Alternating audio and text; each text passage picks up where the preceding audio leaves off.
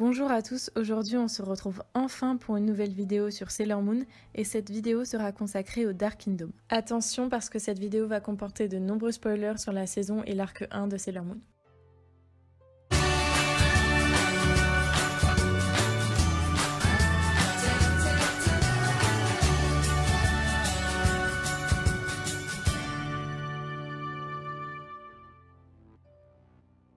Le Dark Kingdom est le premier groupe d'ennemis qu'affrontent nos Sailors préférés. Il apparaît donc dans la saison et l'arc 1.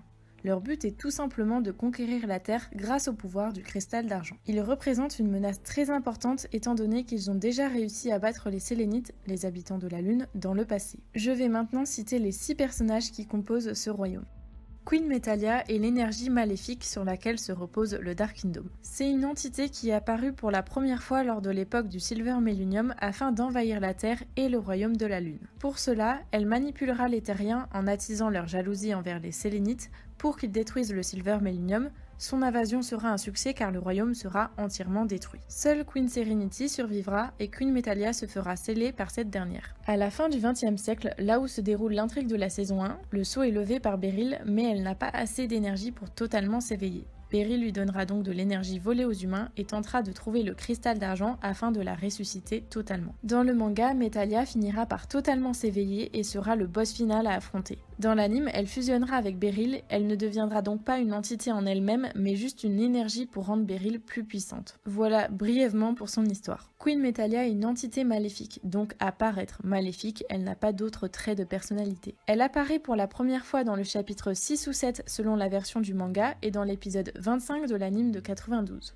Ensuite, on retrouve Queen Beryl, c'est elle qui dirige le Dark Kingdom. Elle a les cheveux et les yeux rouges et une longue robe violette. Dans l'anime, elle est juste méchante pour être méchante et elle veut réveiller Queen Metalia afin de conquérir la Terre avec elle. Dans le manga, on apprend que lors de l'époque du Silver Millennium, elle était jalouse des Sélénites qui possédaient la vie éternelle, mais surtout de la princesse Serenity, car Beryl était amoureuse d'Endymion, elle va donc facilement se faire manipuler par Queen Metalia et va tenter de conquérir le Silver Millennium. Elle réussira à détruire le royaume, mais sera tuée lors de la bataille. Elle se réincarnera au XXe siècle, elle trouvera le sceau de Queen Metalia et va la libérer. Dans le manga, contrairement à l'anime, Queen Beryl n'est pas si fidèle à Queen Metalia, elle s'allie à elle juste pour son pouvoir, mais elle a peur d'elle. Elle veut conquérir la Terre sans Metalia, car elle sait que celle-ci va la détruire alors que Beryl veut la diriger et non détruire la Terre. Au niveau de la personnalité, on ne sait pas grand-chose à part que Queen Beryl est méchante, jalouse, envieuse, manipulatrice et ambitieuse. Je trouve son personnage ultra charismatique et c'est vraiment la meilleure méchante après Sailor Galaxia dans Sailor Moon.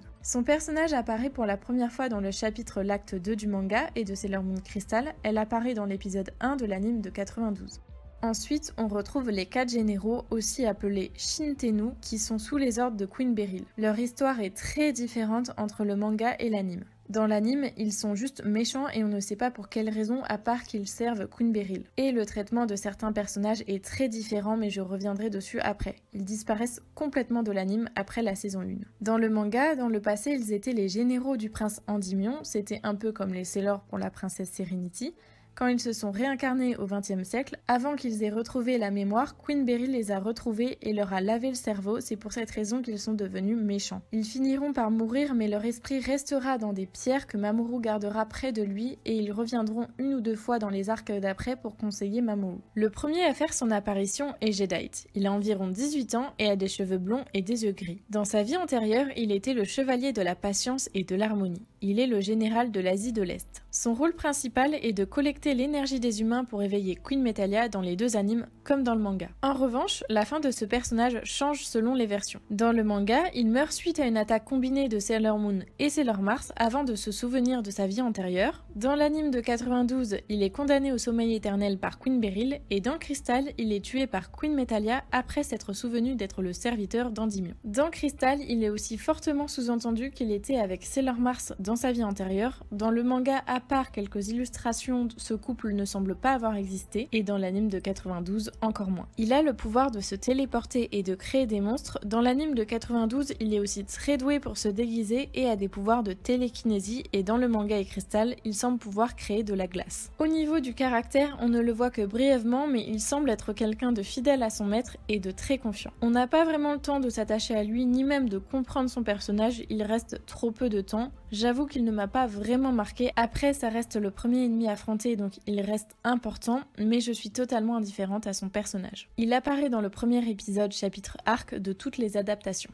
Le second à faire son apparition est Nephrite. Il a environ 19 ans et a des cheveux marrons et des yeux bleu-gris dans l'anime de 92 et des yeux marrons dans le manga et Crystal. Dans sa vie antérieure, il était le chevalier de l'intelligence et du bien-être. Il est le général de l'Amérique du Nord. Son rôle principal est de retrouver le cristal d'argent dans toutes les adaptations. Il collecte aussi l'énergie humaine pour Queen Metalia. En revanche, l'évolution de ce personnage est très différente. Dans le manga, il est tué par Sailor Jupiter dans le chapitre 5 avant de se souvenir de sa vie antérieure. Dans Crystal, il est juste blessé par cette attaque mais finira par mourir comme Jadeite, c'est-à-dire par Queen Metalia après s'être rappelé qu'il était le serviteur d'Endymion. Il semble aussi que dans sa vie antérieure, il ait une relation avec Sailor Jupiter. Dans l'anime de 92, il est obsédé par la découverte de l'identité de Sailor Moon. Il se sert de Naru qui a des sentiments pour lui afin de découvrir l'identité de celle-ci, car Naru semble lié à Sailor Moon. Mais il finit par tomber amoureux de Naru et se sacrifie pour la sauver dans l'épisode 24 et est donc tué par Zoisite. Cela donne d'ailleurs une très belle scène. Dans les deux animes, comme dans le manga, il semble avoir le pouvoir de se téléporter, de manipuler et d'utiliser les ombres. Dans l'anime de 92, il utilise aussi les étoiles pour le guider à trouver un humain qui déborde d'énergie, puis il absorbe l'énergie de ce dernier grâce à un objet. Au niveau du caractère, il semble être déterminé et manipulateur. Beaucoup de personnes adorent son personnage, surtout dans l'anime. Moi, il me fait ni chaud ni froid dans le manga et dans l'anime, je le trouve trop malsain envers Naru, même s'il a une bonne évolution et une très belle fin, qui rend bien sûr son personnage inoubliable. C'est un très bon méchant avec une vraie évolution, mais je ne suis pas non plus emballée que ça. Son personnage apparaît pour la première fois dans le chapitre l'acte 3 du manga et de Crystal et dans l'épisode 13 du premier animé.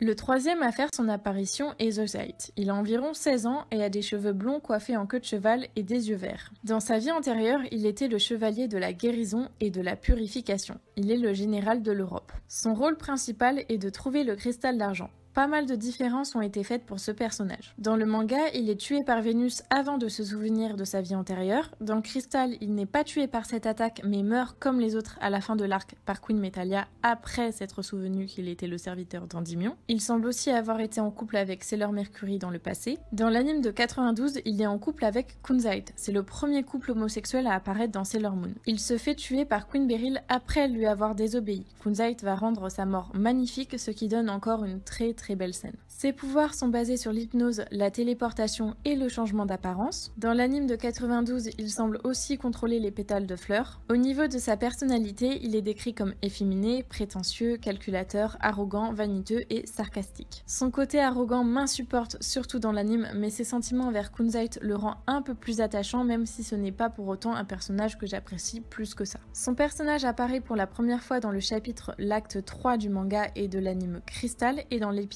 14 de l'anime de 92.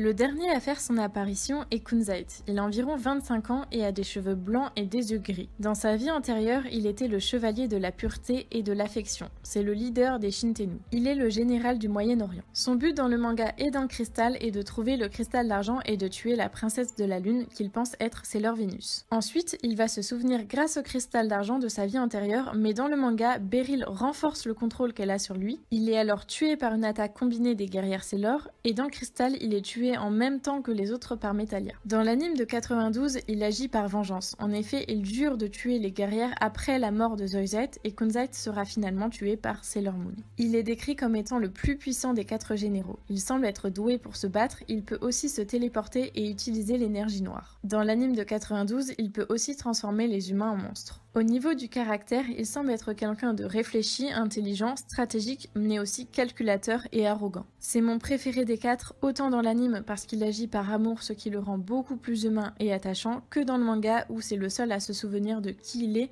même si c'est bref, on a pu voir sa vraie personnalité qui est beaucoup plus bienveillante et fidèle à Endymion. Son personnage apparaît pour la première fois dans le chapitre 5 du manga, dans l'acte 4 de Crystal et dans l'épisode 22 de l'anime de 92.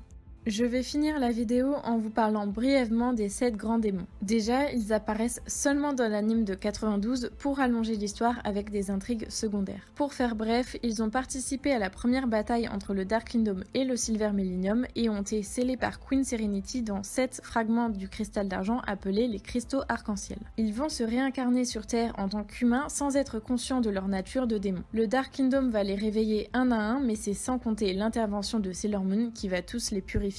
On en a fini avec le Dark Kingdom. Sur ce, je vous souhaite une bonne journée ou une bonne soirée et surtout, n'oubliez pas de regarder la lune.